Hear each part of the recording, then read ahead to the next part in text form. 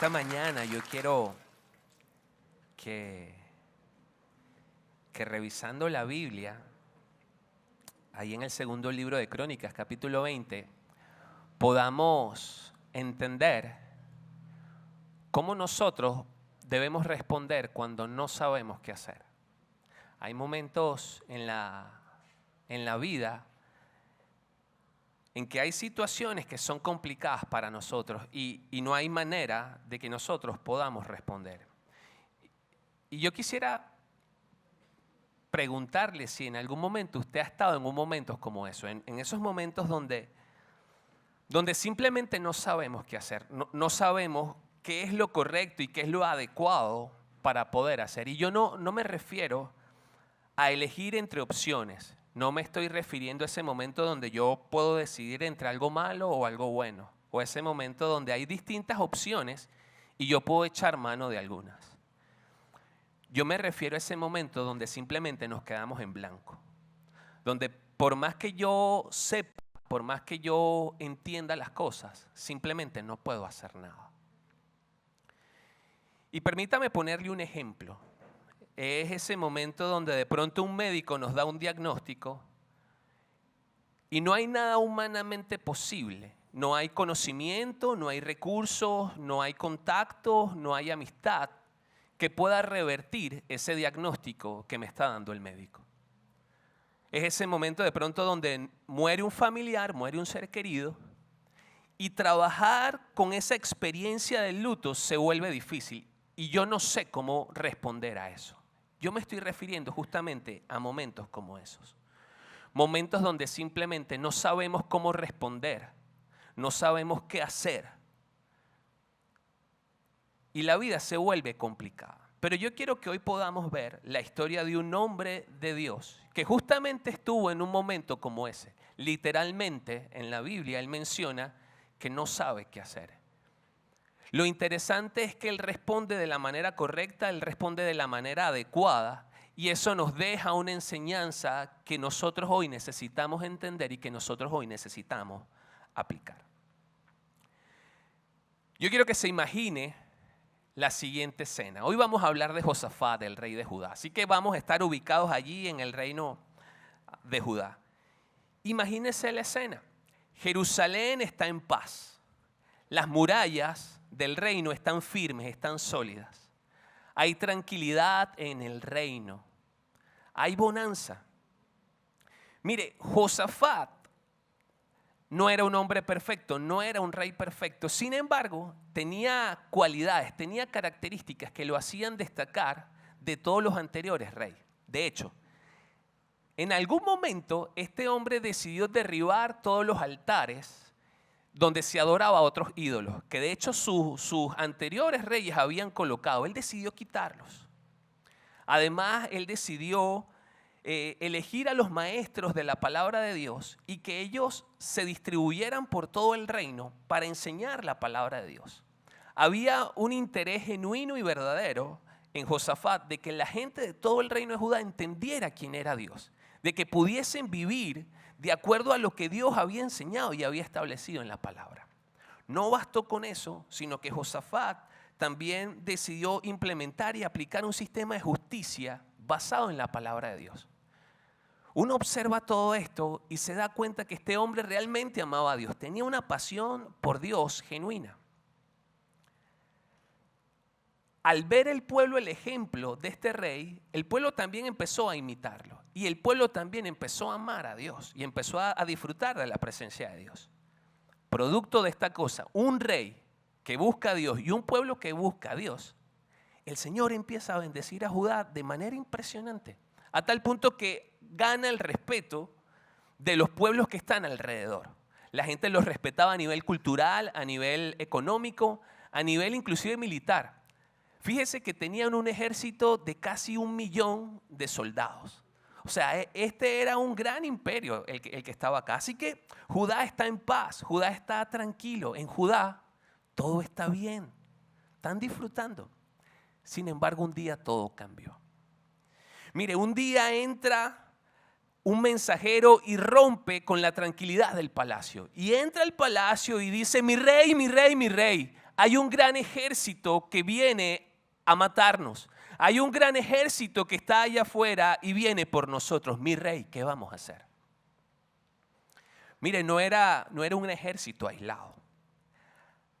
3 reinos se pusieron de acuerdo y establecieron una coalición estratégica. Tenían una superioridad numérica aplastante a nivel de soldados. Recuerde que le acabo de decir que el reino de Judá tenía 1 millón de soldados.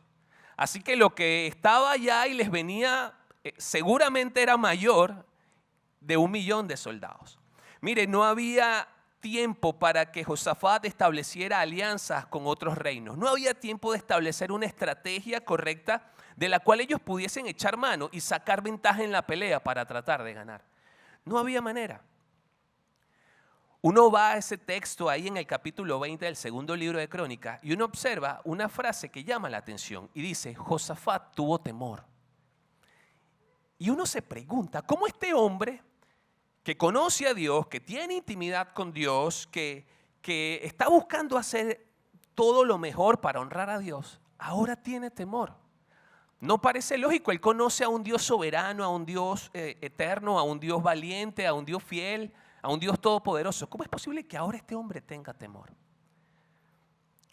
Pero yo mientras leía esto, iba un poquito más allá y me hacía la pregunta, me parece que Dios es injusto en esta historia. Porque está encontrando a un rey y a un pueblo que ama a Dios, que enseña la palabra, un pueblo que está siendo fiel, un pueblo que está siendo obediente. Es injusto que vayan a pasar por esta situación y que los vayan a matar. Y yo me pregunto, ¿por qué Dios permite eso?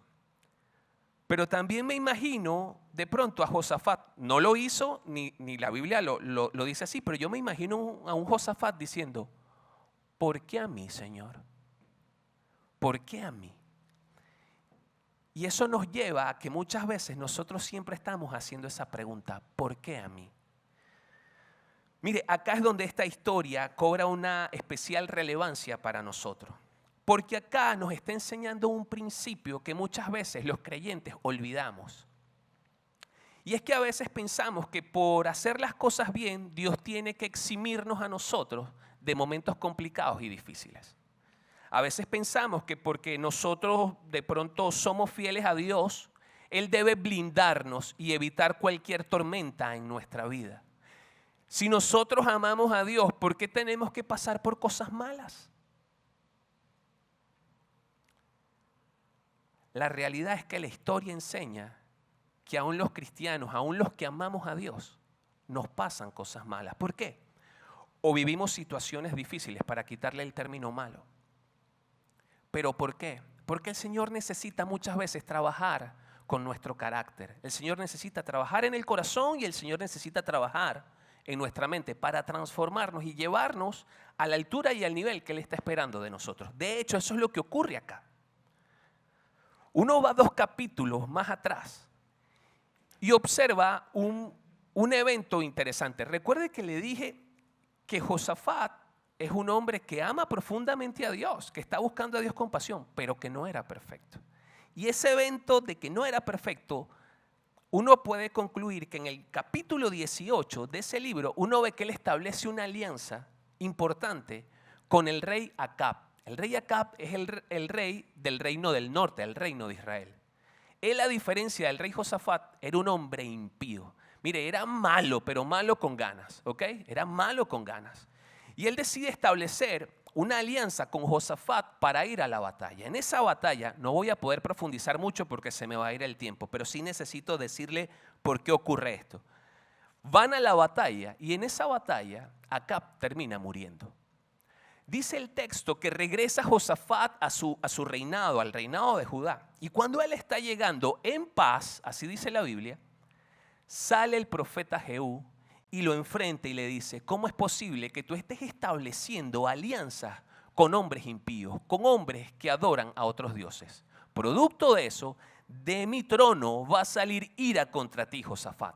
Sin embargo, producto de que yo he visto esa labor de que tú estás derribando ídolos para que la gente no adore ídolos, sino me adore a mí, voy a tener misericordia de ti, te voy a perdonar.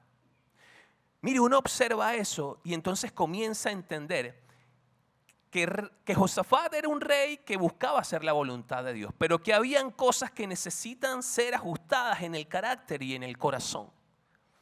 Es por eso que entonces el Señor presenta esta ocasión para ver si Josafat va a establecer otra vez alianzas con los impíos o va a establecer alianza con el Rey de Reyes y Señor de Señores. Cierro el paréntesis y sigo con la historia. Josafat entonces está con temor porque está ese ejército enorme esperándolo para la batalla. ¿Y qué hace Josafat? Josafat hace algo que nosotros no esperamos. Uno esperaría, bueno, están en desventaja numérica, van a perder, eso es seguro. Pero por lo menos yo tengo que llamar a los generales y reunirme. Yo tengo que convocar al ejército y debo establecer una estrategia, por lo menos para contener parcialmente lo que viene. Sin embargo, eso no es lo que hace Josafat. Lo que hace es que este hombre convoca a todo el pueblo a orar. Y proclama un ayuno y proclama oración en todo el pueblo, tanto a las mujeres, a los hombres, a los niños. Todo el mundo tiene que ir a orar. Ahora imagínense la escena. Todo el pueblo reunido allí, está el templo y todo el pueblo está allí en silencio. Todos están callados. Y allí parado en el centro está Josafat. Y no para dar un discurso político, no para ofrecer promesas vacías al pueblo, está allí simplemente para orar. Y este hombre comienza a orar, pero nuevamente nos sorprende. Porque uno puede esperar que Josafat se va a levantar allí como rey, como autoridad y decir, Señor, consume al enemigo y quémalos. Haz algo, llévatelos, pero no permitas que nosotros en esta pelea terminemos muriendo. Y no es lo que hace este hombre. Josafat se levanta y empieza a orar. Y cuando ora, empieza reconociendo quién es Dios. Empieza diciendo y empieza elevando todos los atributos de Dios. Y dice lo siguiente, ¿no eres tú Dios en los cielos? ¿No tienes dominio tú sobre todos los reinos de esta tierra? ¿No está en tu mano tal fuerza que nadie puede resistirte? ¿No diste tú esta tierra como herencia a nosotros? Es decir, que este hombre en vez de reclamar, en vez de decir ¿por qué a nosotros? Lo que hace es que se acerca a Dios para levantar el nombre de Dios en alto. Luego que hace eso, él sí abre su corazón. Y con total honestidad le dice, no sabemos qué hacer, Señor. No sabemos qué hacer. Por eso hoy volvemos a ti nuestro rostro. Y uno se queda impactado porque este rey está confesando su incapacidad. Y no era normal. No era normal que un rey confesara que era incapaz de poder dirigir a su pueblo. Y mucho menos de que no tuviese la capacidad de dirigirlos hacia una batalla. Ahora bien, no es resignación lo que está transmitiendo el texto acá. No es, ay Señor, no sé qué hacer, pobre de mí. Esa no es la idea del texto. La idea del texto es, Señor, no sé qué hacer, pero de ti dependo. Esta situación se está escapando de mis manos, sin embargo, yo de ti dependo. Mientras el pueblo está orando con el rey, el Señor escucha la oración, ve la intención del pueblo, ve a la intención del rey y dice que desciende el Espíritu de Dios y toma al profeta Jaasiel y le da una palabra para que esta palabra sea transmitida al rey y sea transmitida al pueblo. Y la palabra es esta, les dice, no teman porque esta guerra no es de ustedes, esta guerra es mía. Párense, estén quietos y vean la salvación que Jehová va a traer al pueblo. Quédense tranquilos.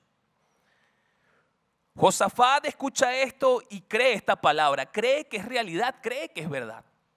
Ahora uno esperaría que Josafat haga lo que tiene que hacer. ¿Y qué tiene que hacer? Ir con el ejército y animarlo. Hey muchachos, Dios dio la instrucción, ustedes tienen que ir a la pelea, pero no van a pelear. Pero quédense tranquilos que Él va a estar con él. Hey, anímense, no les va a pasar nada, su familia va a estar bien, a ustedes no les va a pasar nada. Pero eso no es lo que hace Josafat nuevamente y nos sorprende con lo que hace este hombre. Porque dice la Biblia que él decide humillarse y seguir buscando el rostro de Dios. Y con él lo hace todo el pueblo. Y uno se maravilla de esto que está haciendo este hombre. Terminan el día buscando al Señor, terminan adorando a Dios. Y a la mañana siguiente es el momento de salir a la pelea, es el momento de salir a la batalla. Está el ejército enemigo esperándolos allá en el campamento y ellos deben ir a marchar allá donde va a ser la pelea. Está listo el ejército de Judá para salir, 1.000.000 de soldados van a salir. Y nuevamente Josafat nos sorprende con algo. Porque en vez de dejar a la infantería al frente y que ellos vayan marcando la marcha hacia el terreno, Josafat decide colocar a los levitas, a los cantores, en la primera línea de batalla. Y la gente se sorprende. Él les da la instrucción que vayan cantando: glorifiquen a Jehová porque para siempre es su misericordia. Glorifiquen a Jehová porque para siempre es su misericordia. Es como si el día de hoy nosotros estuviésemos cantando: que tu reino venga, tu poder descienda. Así estaban ellos y iban marchando hacia allá.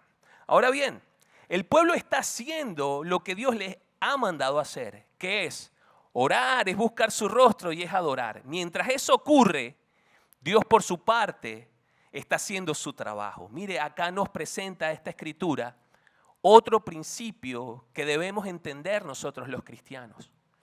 Y es que nosotros necesitamos hacer lo que Dios nos ha mandado hacer, que es buscarle a Él, que es profundizar en Él. Y cuando nosotros hacemos eso, Dios está haciendo por su lado su trabajo. Fíjese la historia, mientras van marchando y mientras ellos van cantando y van glorificando el nombre de Dios, Dios está en el campamento donde va a ser la batalla y la pelea, confundiendo a esos tres ejércitos. Y entre ellos empiezan a matarse. Unos con otros empiezan a matarse. Cuando el ejército de Judá termina y llega al campamento, se da cuenta que no hay ni uno solo vivo. Todos han muerto. Dios ha cumplido su palabra. Nuevamente, cuando el pueblo de Dios hace lo que le toca hacer, Dios hace lo que a Él le toca hacer. Nosotros no podemos hacer la labor de Dios, pero muchas veces en medio de situaciones donde no sabemos qué hacer, nosotros queremos jugar al papel de Dios y hacer lo que le corresponde a Dios. Y necesitamos entender eso y necesitamos aprender a aplicarlo.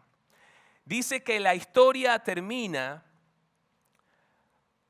en que todos los pueblos que estaban alrededor del reino de Judá le temían, tenían miedo, claro. Tienen un ejército de 1.000.000 de soldados que no necesitan ir a la batalla para ganar las batallas, porque hay un Dios soberano, poderoso y fiel que está para ellos y defenderlos. Dice que el reino se mantuvo en paz durante todo ese tiempo. Uno ve esta historia, la analiza y termina admirándola. Es un hecho de la vida real, es algo verídico, pero no está ahí únicamente para admirarla. Está allí porque responde una pregunta existencial de los seres humanos cuando están en aprietos, y es: ¿cómo respondemos cuando no sabemos qué hacer? Tal como Josafat lo dice en ese momento que no sabía qué hacer. Y la historia nos muestra dos acciones que Josafat hace, que Josafat realiza, que Josafat aplica cuando no sabe qué hacer. Mire, y la primera es que nosotros debemos responder a esos momentos donde no sabemos qué hacer, buscando a Dios con humildad. Observa el versículo 3, allí en el segundo libro de Crónicas, capítulo 20. Dice: entonces él tuvo temor y Josafat humilló su rostro para consultar a Jehová. Es decir, en medio de todo este temor, de toda esta angustia, de toda esta situación complicada que está viviendo este hombre, él hace algo que generalmente los seres humanos, sobre todo los creyentes, no hacemos. Y es que él decide humillarse, él decide buscar a Dios con humildad. Él decide enfocarse no en el problema, sino decide enfocarse en Dios. Generalmente lo que nosotros hacemos cuando estamos en problemas o cuando no sabemos qué hacer es ir a nuestros recursos, es ir a nuestro conocimiento, es ir a nuestros contactos, es ver si eso que estamos pasando ya lo vivimos anteriormente y bueno, buscar allí para ver cómo lo hacemos ahora. Muchas veces vamos a la gente que de pronto ha pasado por esas situaciones complicadas y le preguntamos, hey, ¿cómo lo hiciste? Hay momentos en la vida en que eso no es suficiente y que lo que toca hacer es lo que hace Josafat y es buscar a Dios con humildad. Ahora bien, el texto no dice que buscó a Dios para pedirle instrucciones, tampoco le dice para saber cuál era el plan.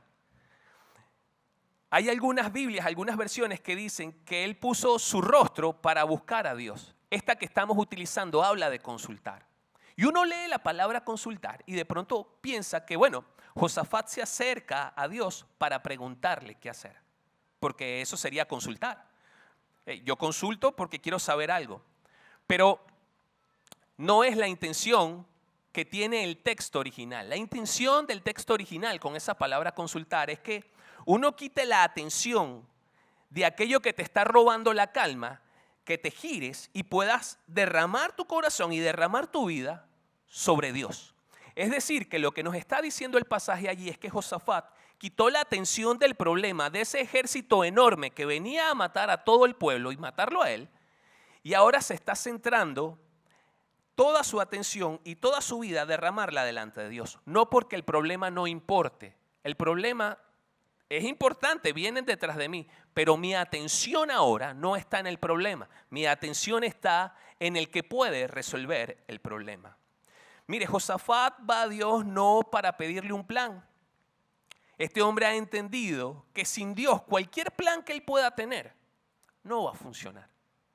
Este hombre ha entendido que cuando Dios es el centro de su vida y sobre todo cuando estamos en aprietos, si Dios es el centro, Él va a dar la respuesta correcta y la respuesta indicada para poder salir de los problemas.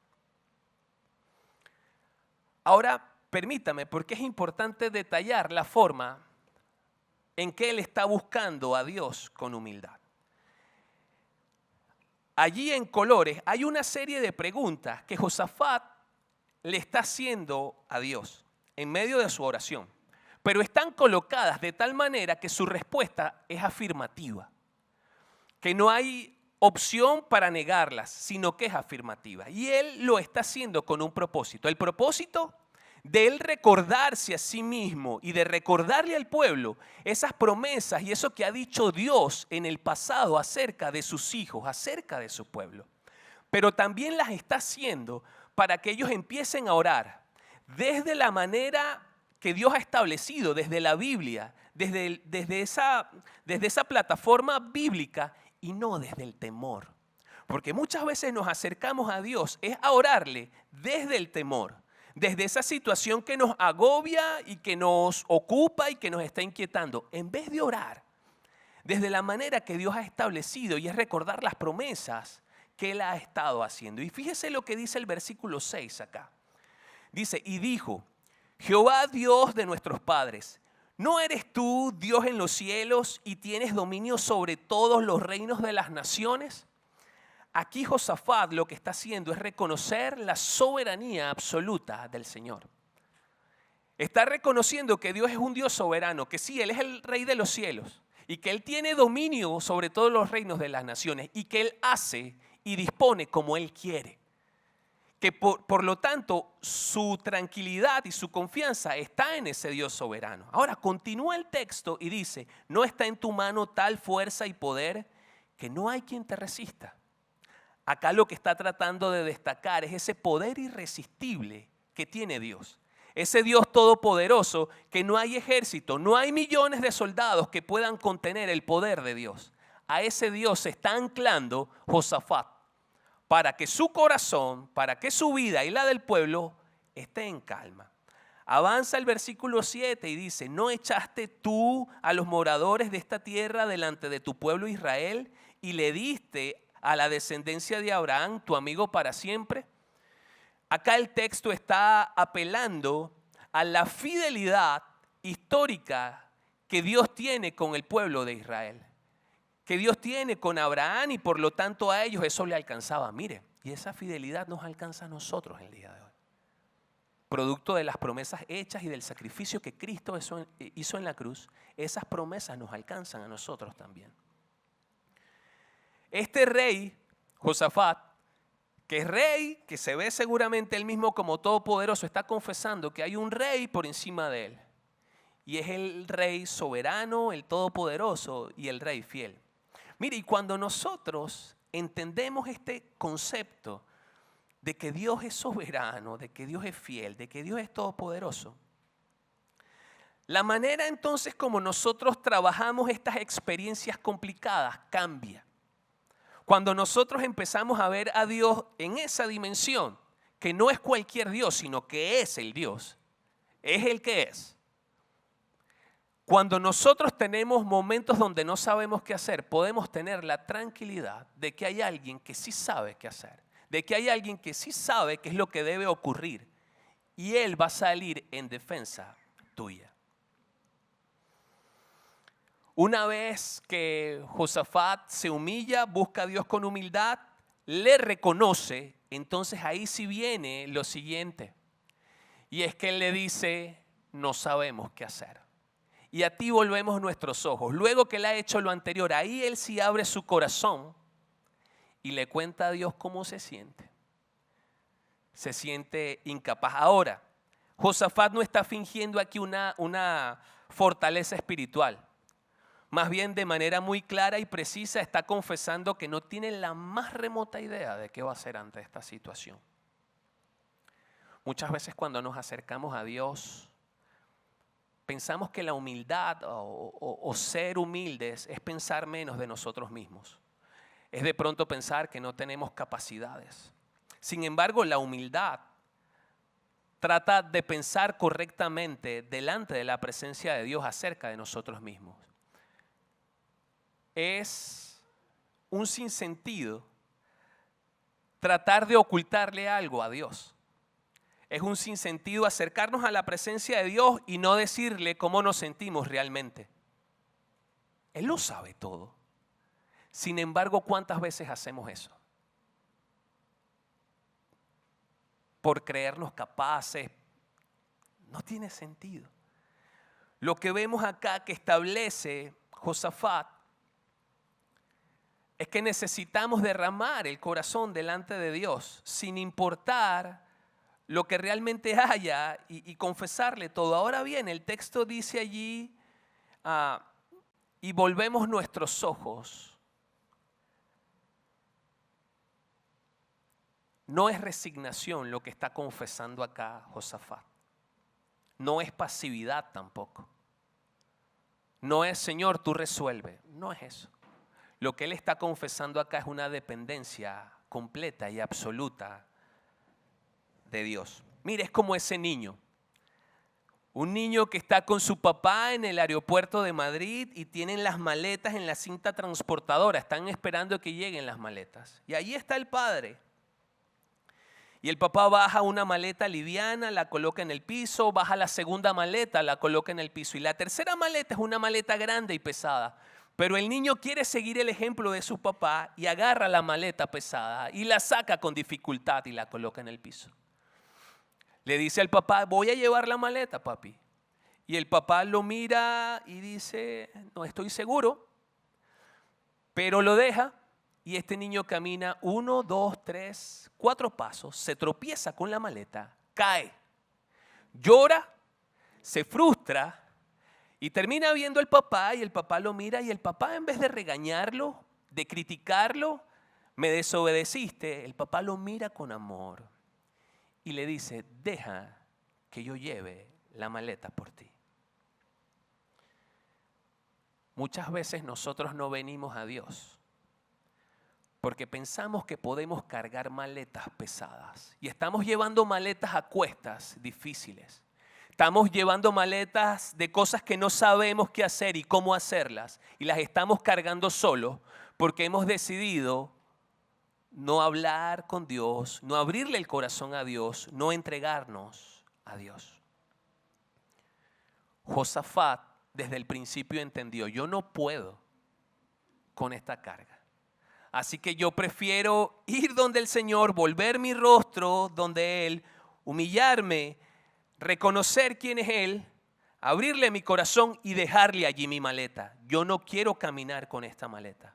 Por eso Josafat hace lo que hace. Mire, tal vez Dios hoy nos está diciendo lo mismo a nosotros. Suelta tu maleta. Deja de llevar una carga pesada y búscame con humildad. Búscame con humildad. Búscame con humildad. Ahora bien, tal vez podríamos pensar o decir, Señor, ya tengo rato orándote y tú no estás respondiendo. Tengo rato buscando y tú no has hecho nada. Uno mira a Josafat y observa que este hombre no solamente oró. Este hombre oró basado en promesas bíblicas y específicas. Yo analizaba esto y me hacía la pregunta, me la hacía así de manera interna cuando preparaba esto. ¿Será que yo conozco suficientes promesas de Dios para en momentos de dificultad poder anclarme a esas promesas y orar de manera correcta? Porque muchas veces me encuentro yo orando simplemente por emociones y por sentimientos, pensando que Dios va a responder eso. Cuando mis oraciones realmente no están ancladas a la palabra de Dios, poco efecto van a tener. Él me escucha, yo sé que Él me escucha. Tengo plena convicción de eso. Pero es diferente cuando oramos basado en lo que dice la Biblia, en lo que establece la Biblia, en vez de estar orando por pura emoción y por puro sentimiento. Tal vez hoy estamos pasando por situaciones de miedo, incertidumbre, tal vez no sepamos qué hacer. Sin embargo, esta historia nos muestra qué es lo que tenemos que hacer y es buscar a Dios con humildad. Tal vez lo que estamos necesitando es apagar el teléfono un rato. Tal vez es exponernos menos a redes sociales, a aplicaciones, a noticias. Y de pronto es más importante orar, buscar la palabra de Dios, profundizar en qué nos dice el Señor para poder salir de momentos complicados y de momentos difíciles. Tal vez hoy lo que necesitamos es llevar todas estas situaciones complicadas a la presencia de Dios para que allí el Señor traiga tranquilidad y nos traiga paz a nosotros, aun cuando esas situaciones no estén siendo resueltas, aun cuando no la respuesta, sino la evidencia del poder de Dios tarde. Santiago 4:10 nos dice, humíllense delante del Señor y Él los exaltará. Eso es lo que hizo Josafat, decidió humillarse delante de Dios. Y al final vimos la historia, el Señor lo terminó exaltando. Mire, cuando no sepamos qué hacer, hagamos lo único que importa. Y es poner nuestra mirada en aquel que sí sabe qué hay que hacer.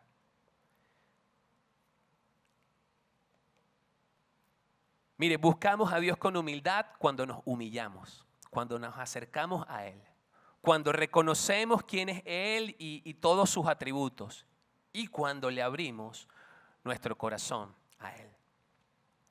Cuando logramos hacer esto, entonces lo natural que va a ocurrir es el siguiente punto que vemos en esta historia. Y es que nosotros respondemos a Dios confiando en Dios. Una de las formas de poder saber qué hacer cuando no sabemos qué hacer es justamente confiar en Dios. Y aquí yo quisiera que pudiese prestarme bastante atención. Porque aquí hay un orden interesante en cómo ocurren las cosas. Lo primero es que Dios habla. Lo segundo es que entonces Josafat y el pueblo creen. Y lo tercero es que empiezan a adorar. Y miren lo que dice el versículo 13. Dice, y todo Judá estaba en pie delante de Jehová, con sus niños y sus mujeres y sus hijos. Y estaba allí Jaasiel, hijo de Zacarías, hijo de Benaía, hijo de Jehiel, hijo de Matanías, levita de los hijos de Asaf, sobre el cual vino el Espíritu de Jehová en medio de la reunión. Acá lo importante es que entendamos que había un profeta que se llamaba Jaasiel y sobre él vino palabra de Dios. Continúa en el verso 15 y dijo, Oíd, Judá, y vosotros moradores de Jerusalén, y tú, rey Josafat, Jehová os dice así: no temáis ni os amedrentéis delante de esta multitud tan grande, porque no es vuestra la guerra, sino de Dios. Mañana descenderéis contra ellos. He aquí que ellos subirán por la cuesta de Cis y los hallaréis junto al arroyo, antes del desierto de Jeruel. No habrá para que peleéis vosotros en este caso. Paraos, estad quietos y ved la salvación de Jehová con vosotros. Oh Judá y Jerusalén, no temáis ni desmayéis. Salid mañana contra ellos, porque Jehová está con vosotros. Es la palabra de Dios, hablándole a un pueblo temeroso. Es la palabra de Dios hablándole a un rey que no sabe qué hacer, a un pueblo que no sabe qué hacer. Es la palabra de Dios hablándole a la iglesia vida en los momentos en que no saben qué hacer. Diciendo: estén quietos y vean la salvación que yo voy a traer.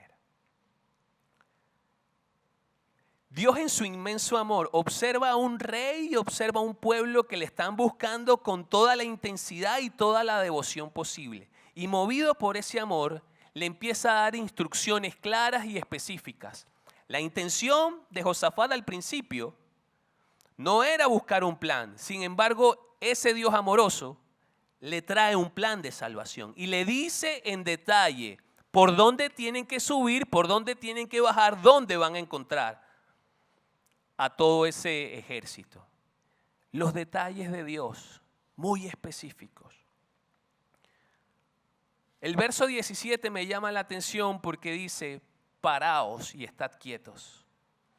Le está hablando a un pueblo que se levante, un pueblo que, como está metido en el temor y en la preocupación, lo que está tratando Dios acá es de que ellos levanten su ánimo, que dejen de estar tristes. Y viene a fortalecerlos, viene de alguna manera a levantarles todo ese ánimo. Les está diciendo que se paren con firmeza.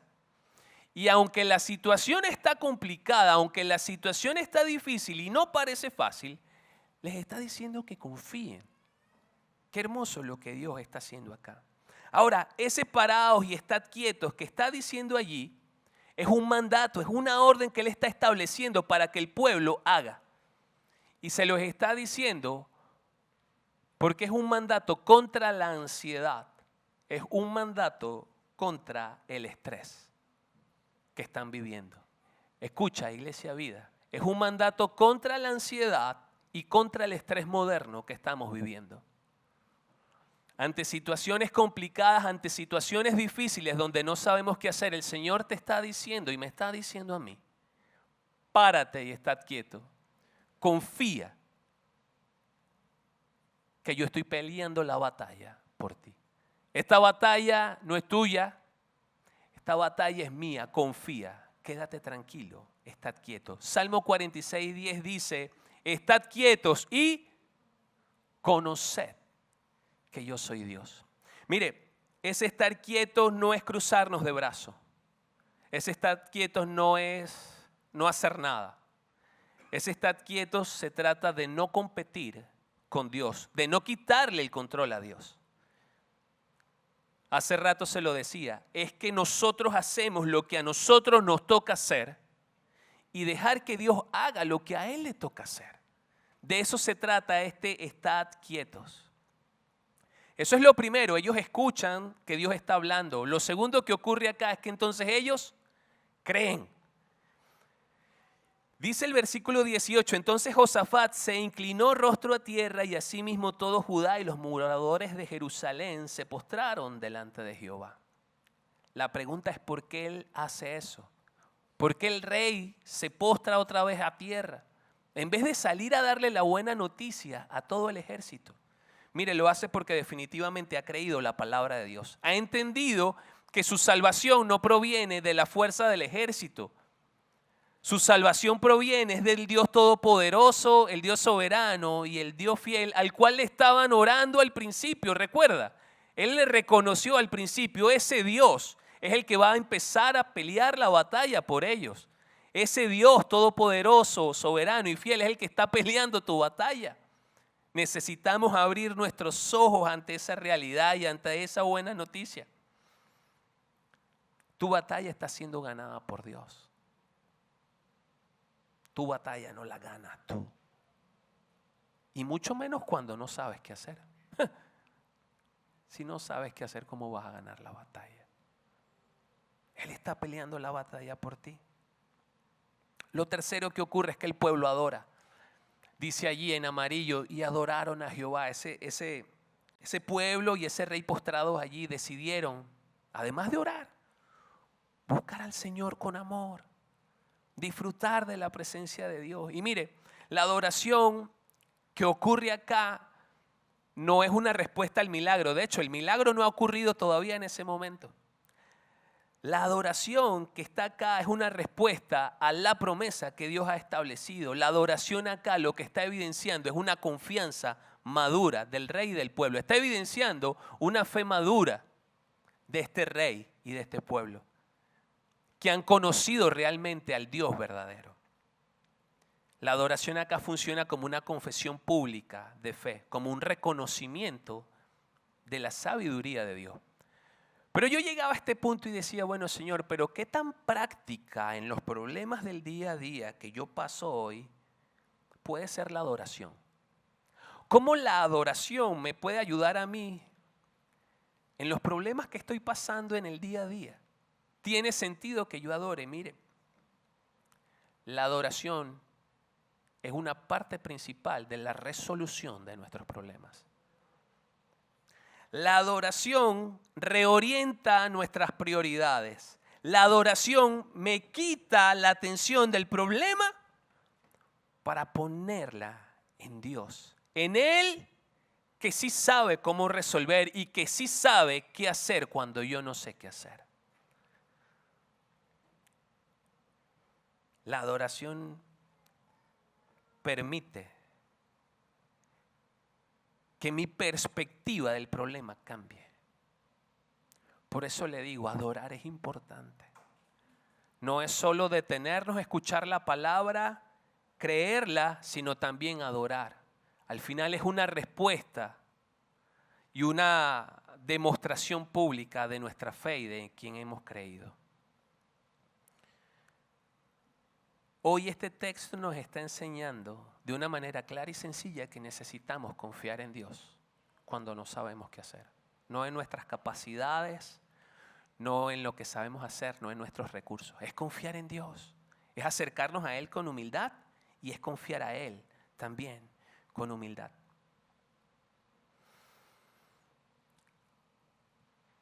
Mire, confiamos en Dios cuando creemos en su palabra y cuando le adoramos.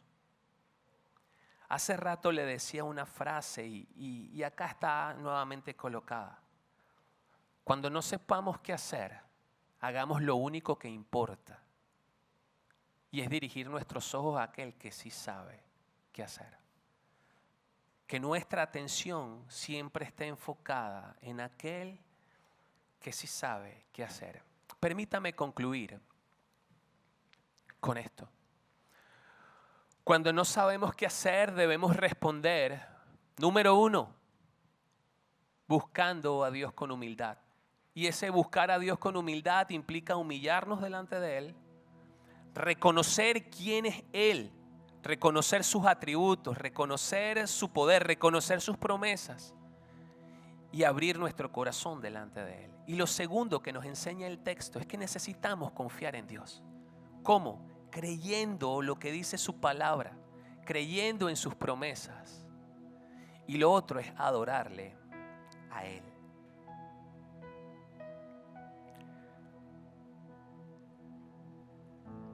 Uno ve esta historia de Josafat y se maravilla. Dice, wow, este hombre realmente tuvo la entereza, el carácter suficiente para reaccionar ante una situación complicada de manera que muchos de nosotros tal vez no podíamos. Pero hay que ir un poquito más allá porque uno observa esta historia y se da cuenta que hubo otro hombre siglos después que pasó por una situación aún más difícil, aún más complicada, pero que siguió ese mismo patrón, que siguió el mismo patrón de buscar a su padre con humildad. Y este hombre dijo: Padre, si es posible, pasa de mí esta copa. Uno ve la historia que está allí en la Biblia y observa todo lo que hemos visto de Josafat y aplicó lo mismo. Déjeme ir atrás un momento. Ponme la anterior lámina, por favor.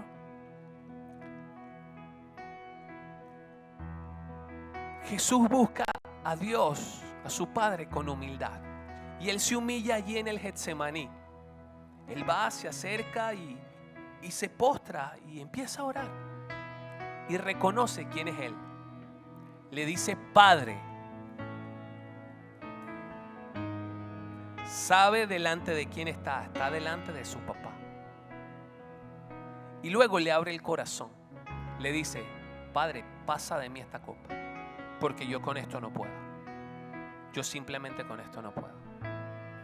Luego que le busca con humildad, empieza a confiar en Dios, porque cree en su palabra. Ya había establecido Dios cuál era la manera y cuál era la forma en que tenía que morir y qué tenía que pasar. Y Jesús obedece tal cual.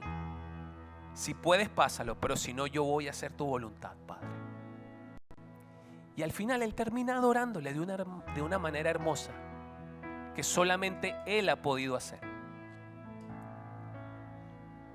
Y es ser un sacrificio vivo. Es entregar su cuerpo. Fue el mayor muestra de adoración al Padre, que fue entregarse a Él. Y uno observa esto y dice: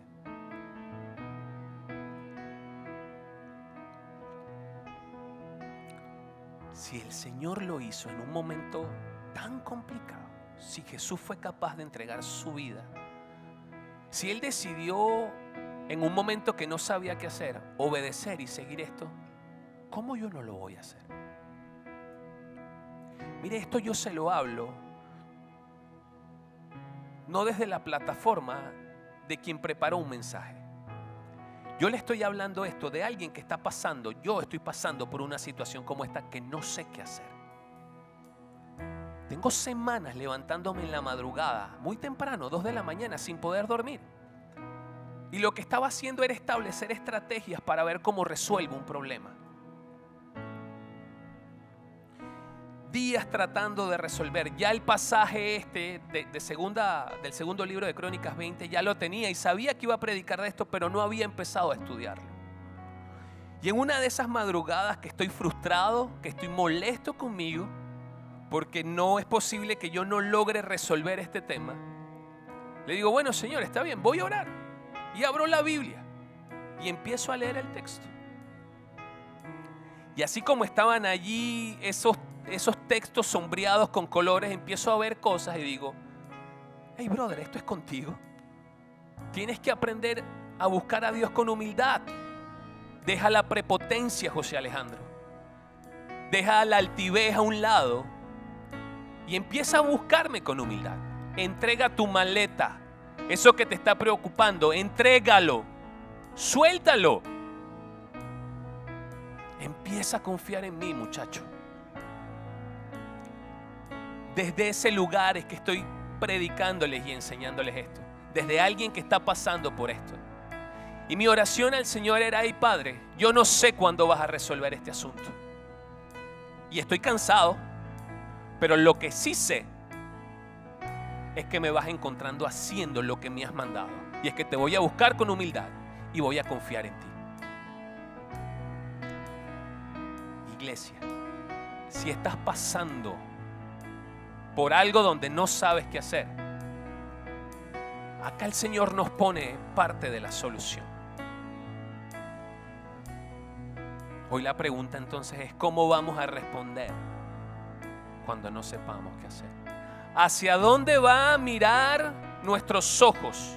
¿Hacia dónde vamos a poner la mirada en medio del problema? Hoy quiero invitarte a que podamos orar.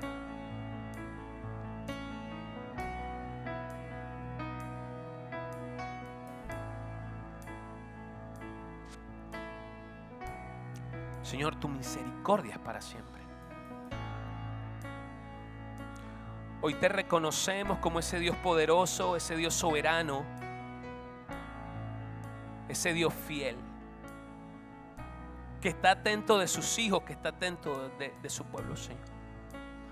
Hoy venimos a tu presencia no a buscar soluciones inmediatas, no a buscar respuestas, no a buscar planes, Señor. Hoy venimos a tu presencia simplemente a disfrutarte, a pasar tiempo contigo, a verte allí en tu trono de justicia y deleitarnos, Señor, simplemente porque fuimos creados para adorarte.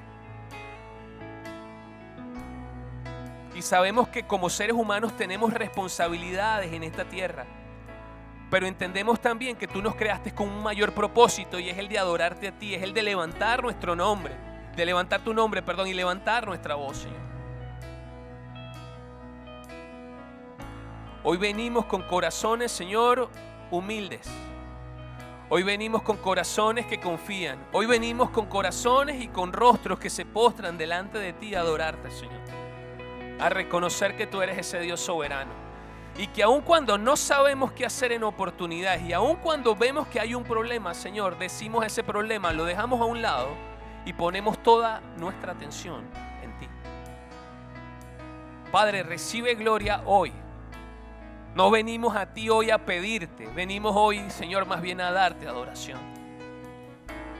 Hoy solamente queremos estar en tu presencia. Hoy solamente queremos verte allí en tu trono de justicia. Hoy solamente queremos pasar tiempo en intimidad contigo, Dios. Conociéndote, Señor, conociéndote más.